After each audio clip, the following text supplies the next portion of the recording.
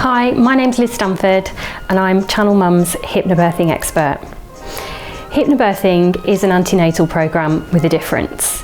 In a hypnobirthing course, you focus on changing how you feel about giving birth. So I know that sounds a little bit woo-woo and maybe not based in any substance at all, but I'm hoping that by the end of this video series, you'll be able to see how important it is to change the way that you feel about birth so that you can experience as calm and as positive a birth experience as possible. So if I was to ask you, how do you feel about giving birth? I get the feeling that you might say something like, I'm worried, I'm scared, I'm frightened. You might even say, I'm absolutely terrified. And this is completely normal. Giving birth is a really, really big deal, and most people will feel the way that you do.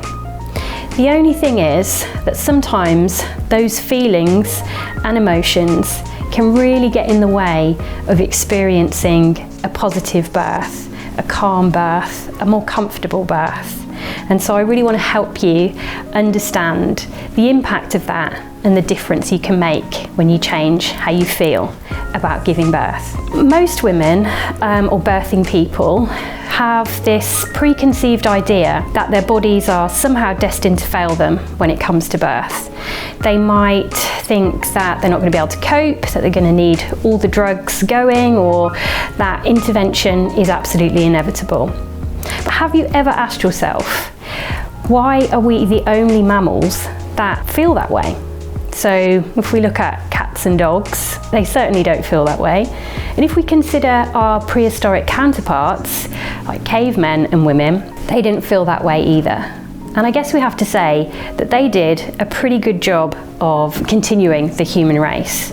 Even though back in prehistoric times, there was no doctors, no hospitals, no midwives, no drugs, no intervention at all. But you're right, you're probably thinking, well, there is a difference between you and other mammals and cavemen and women, and there absolutely is.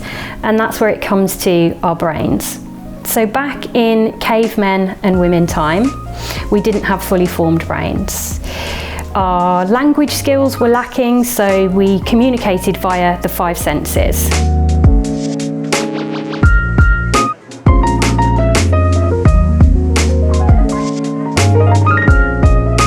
The most prevalent part of our brain is located in the old brain, which is still a very, very active part of our brains today. That part of the brain is so reactive and so responsible for fight or flight, and it's very, very necessary.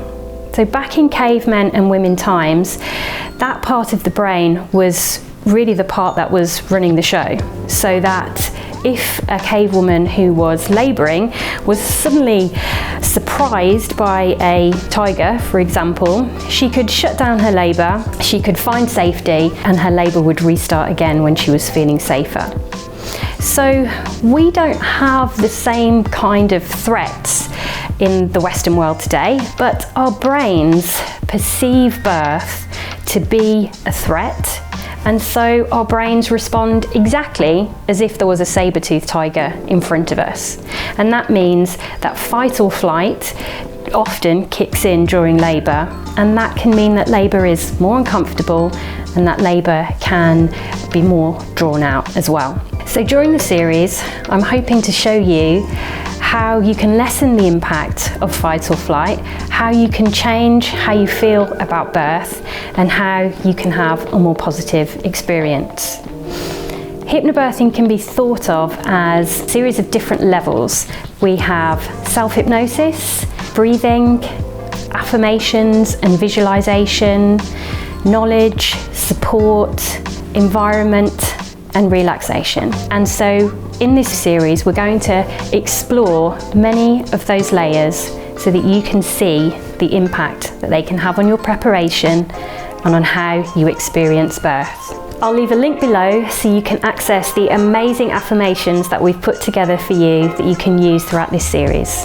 So don't forget to subscribe now and hit the notification bell so you can get all of the videos in our Hypnobirthing series, and I'll see you soon.